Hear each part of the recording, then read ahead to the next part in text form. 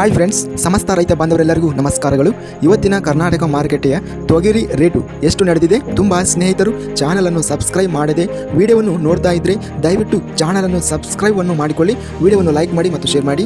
ತೊಗರಿ ಬೆಲೆಗಳ ವಿವರಣೆ ದಿನಾಂಕ 4 ಡಿಸೆಂಬರ್ 2024.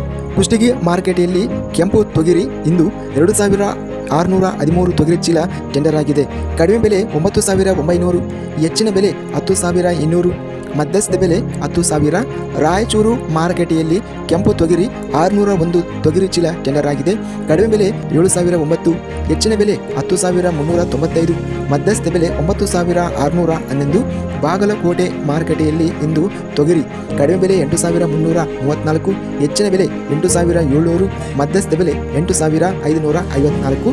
ಬಳ್ಳಾರಿ ಮಾರ್ಕೆಟಲ್ಲಿ ಇಂದು ತೊಗರಿ ಕ್ವಿಂಟಲ್ಗೆ ಕಡಿಮೆ ಬೆಲೆ 8989, ಹೆಚ್ಚಿನ ಬೆಲೆ 9109, ಮಧ್ಯಸ್ಥ ಬೆಲೆ 9000.